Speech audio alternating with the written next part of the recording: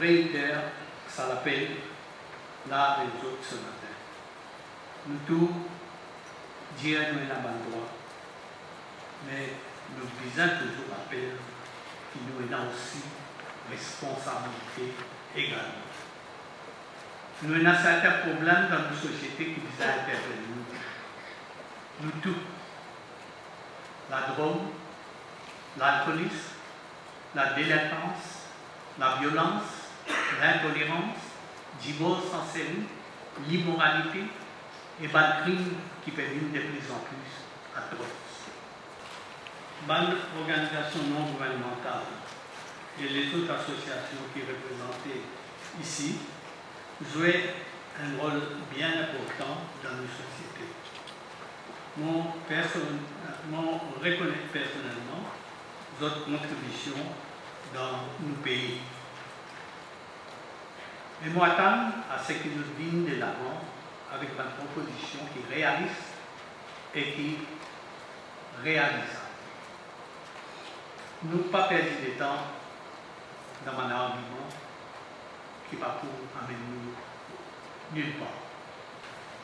Moi, je souhaitais qu'il y ait une approche constructive et que nous sortions là avec un sentiment qui nous fait l'intérêt de nos pays avant tout. Quant à un crime sérieux, nous connaissons beaucoup de monde en faveur d'une décision radicale. Mais vous avez un consensus avant tout, et ce sera en dehors de mon contrôle. Beaucoup de monde disent besoin la peine de mort. Et nous disons au fond, moi, plus la peine de mort. Malheureusement, vous avez un gouvernement dans l'alliance. Mon papa n'est pas d'accord.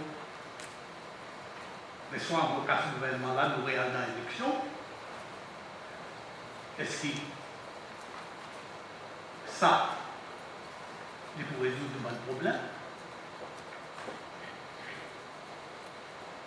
Ou bien qu'il nous sait donner que ce gouvernement-là, c'est faire le maximum qu'il est capable pour bien-être. Mais c'est ça qui nous fait, c'est faire. En ce qui s'agit d'un problème de mœurs, d'une déviation sociale, d'un comportement immoral, nous pensons à une organisation et association qui est présente ici, capable de faire une campagne de conscientisation et de responsabilisation.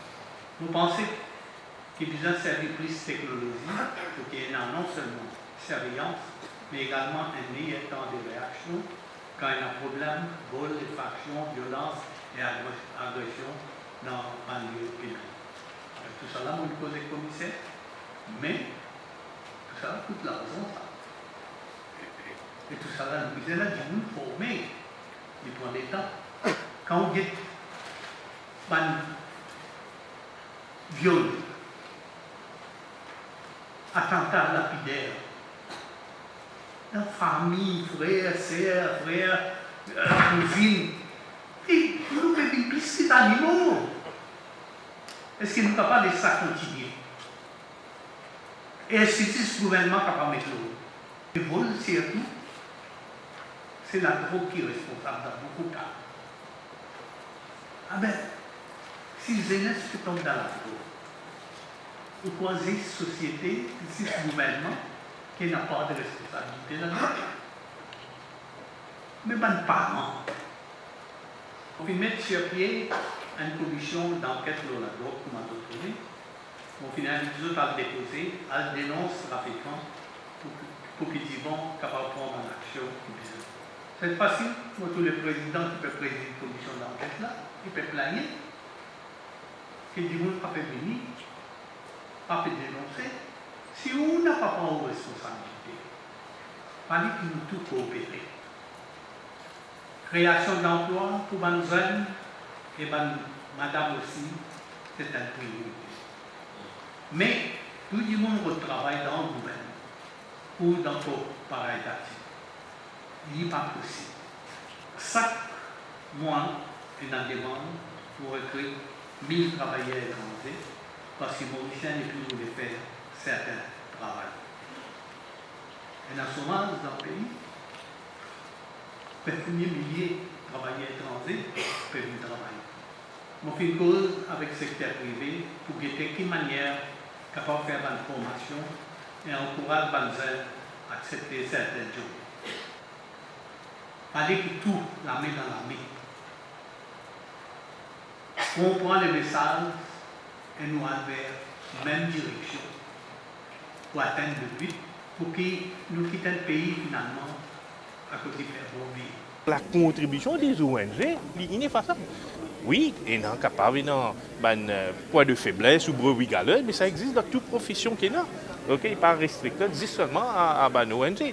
Donc, aujourd'hui, la présence massive de tout ce ONG-là, moi, la déclaration du Premier ministre qui reconnaît même à l'ouverture de contribution dans le développement de l'île Maurice. Je suis contente d'avoir participé à cette plateforme et à ce moment d'écoute et de qualité. Je pense qu'il a quand même imprégné cette matinée où donc le ministre entouré quand même de ces ministres clés dans le secteur qui nous concerne, qui est le secteur du handicap, était là, même si pendant son discours, je n'ai pas entendu le mot handicap, ce qui m'a un petit peu inquiétée. Mais je suppose que la volonté est là. Ceci étant, nous avons vraiment besoin dans notre secteur de voir des choses très concrètes et des changements majeurs au niveau du budget qui signifie une vraie intention de donner des moyens aux associations dans le secteur du handicap qui, comme vous savez, mettent en place des services que l'État ne veut pas faire. Donc il est vraiment crucial qu'il le signifie par des chiffres et aussi qu'ils régularisent et reconnaissent le secteur handicap par ce que j'ai souligné, un NRB qui donne de vrais moyens pour travailler comme il faut dans toute la dimension du handicap. Donc évidemment, on se concentre sur l'éducation qui est un très gros morceau, mais il y a aussi tout l'aspect de la santé, de la formation et l'aspect médical précoce, si on peut dire, la prise en charge précoce. Dans l'ensemble, satisfaisant, mais nous attendons les résultats. Alors nous avons fait des propositions qui sont réunies dans un document, ça a été demandé déjà depuis un certain temps. Notre association, d'abord, il faut savoir, se prend en charge des personnes handicapées mentales depuis le diagnostic jusqu'à la retraite. Donc nous avons des besoins différents et des services assez étendus en termes d'âge et de réalité. Donc il y a tout l'aspect éducation sur lequel nous nous sommes concentrés. Nous avons décidé de nous concentrer sur la demande de soutien en termes des écoles spécialisées.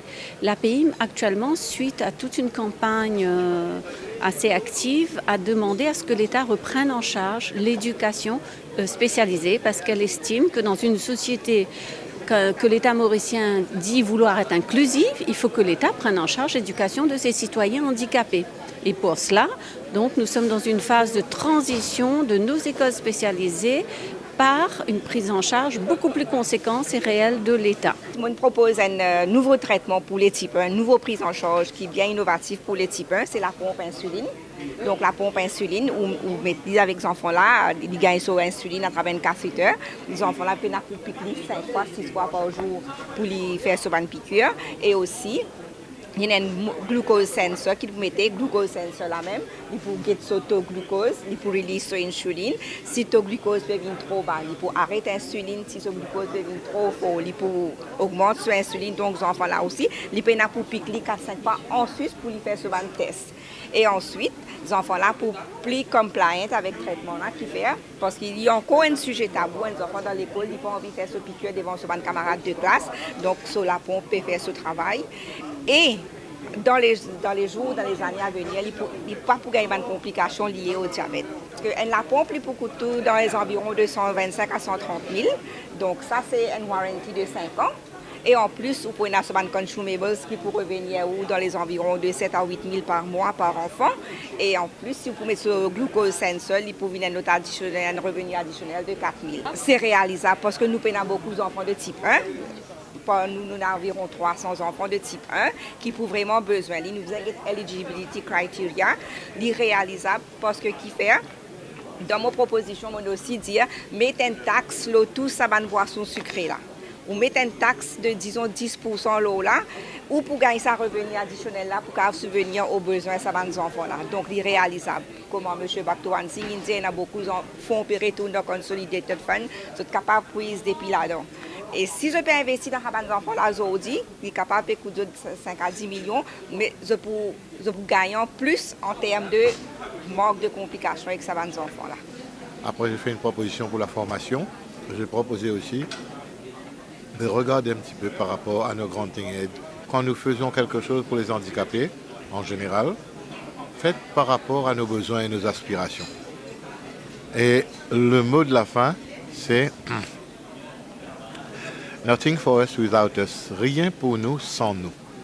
On est passé du CSR au Corporate Sustainability. Ça, c'est tout à fait un autre domaine. Quand on a enlevé les guidelines, tout le monde était un peu perdu. Il y a eu de la confusion, tant au niveau des NGOs que des compagnies, en ce qui concerne leur reporting vis-à-vis de la MRE. Mais je crois aujourd'hui, avec le Sustainable Development Goals, tous les pays doivent aligner leur politique sociale selon ces objectifs qui sont au nombre de 17.